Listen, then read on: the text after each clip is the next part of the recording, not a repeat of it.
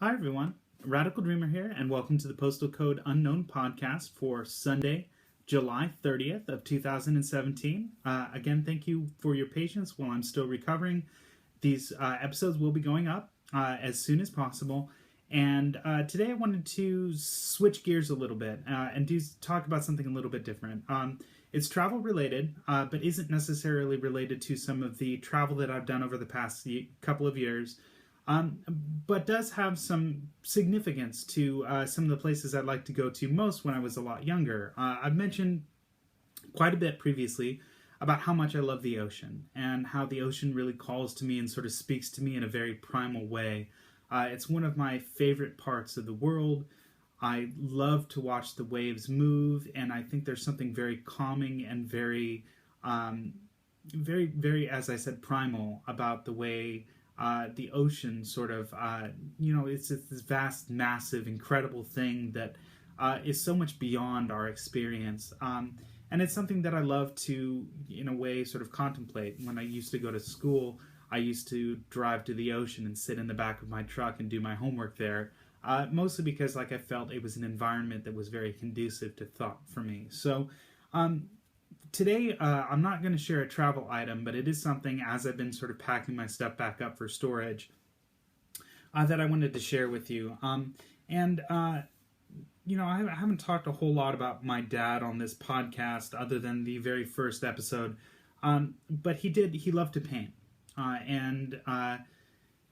This is something that he didn't really do until his later years in life, and he never really had a platform to share that. So to some degree, I'd like to be able to sort of share some of his work on this podcast. It doesn't mean that all of the stuff that he's done I'll be able to share or whatever, but with that said, I've got this painting here of the ocean, and this is very similar to a very specific part of the ocean near the Asilomar in Monterey Bay, California.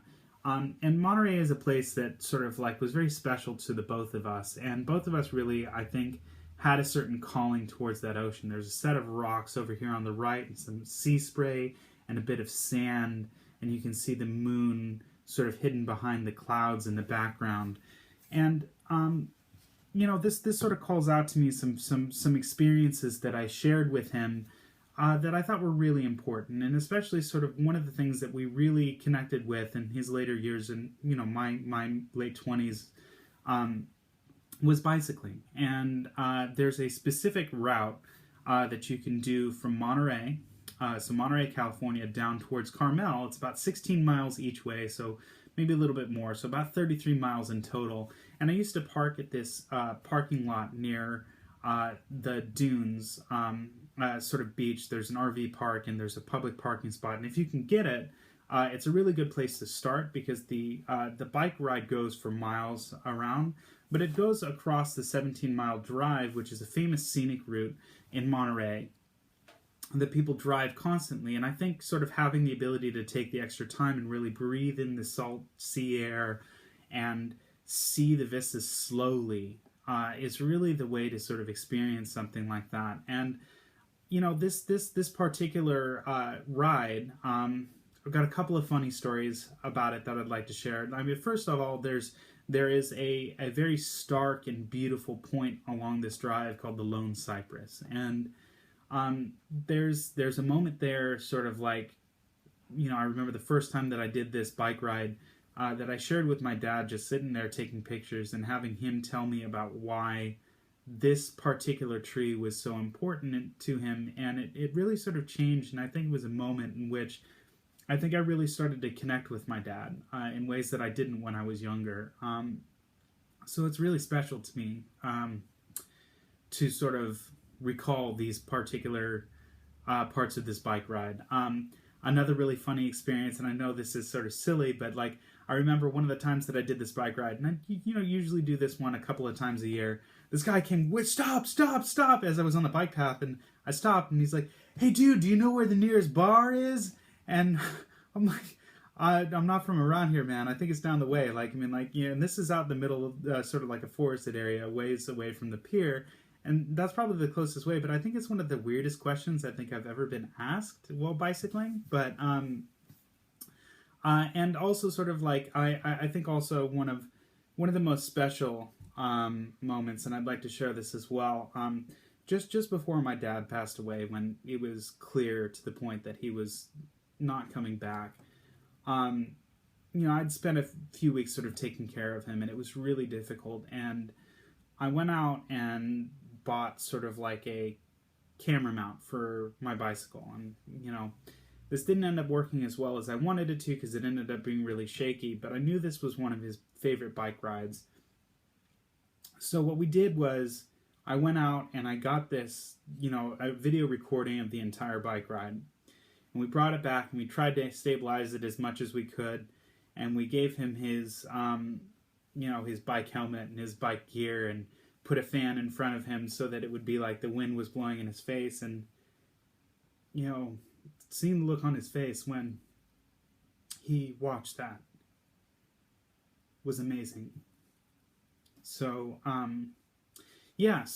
this is a special place for me, and I wanted to share it with you all as well.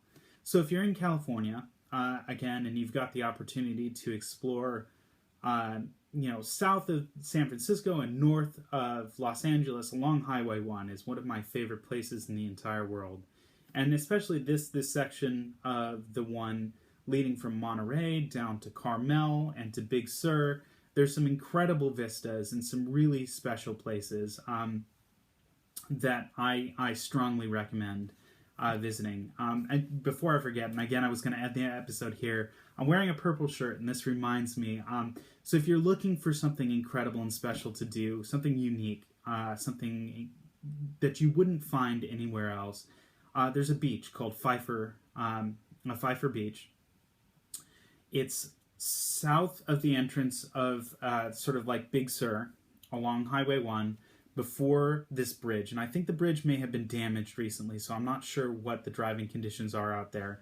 But there is a very sharp U-turn as you're heading south on Highway 1 past Big Sur. It's very easy to miss it, but this entrance to Pfeiffer, that's Pieffer Beach, leads to a beach that has this incredible rock formation that's like a keyhole, and the content of the quartz content in the sand is so high that it actually makes the sand purple.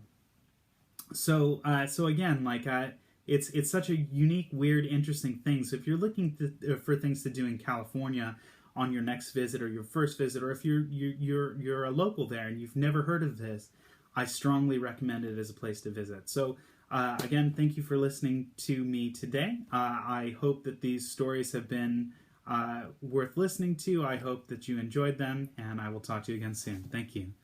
Thanks for watching. I hope you enjoyed today's video. If you'd like to see more of what I've been doing outside of these videos, you can see more at theradicaldreamer.com, where I've got articles and photographs with travel advice and stories that aren't just in a video format. You can follow me on Twitter at @OneRadicalDreamer or on Instagram at @aradicaldreamer if that's something that you're more interested in. If you're interested in supporting me, I do have a Patreon page up as well, which you can find at patreon.com/TheRadicalDreamer. And that's a way for as little as $1 a month you can help support me get better equipment and do more videos of this type and make a whole bunch more cool stuff to share with you in the future. And last but not least, if you like what you've been seeing on YouTube, please like, subscribe, and send a couple comments. I'd be happy to answer more questions in future episodes of the podcast. Hope you have a wonderful day. Thank you. Take care.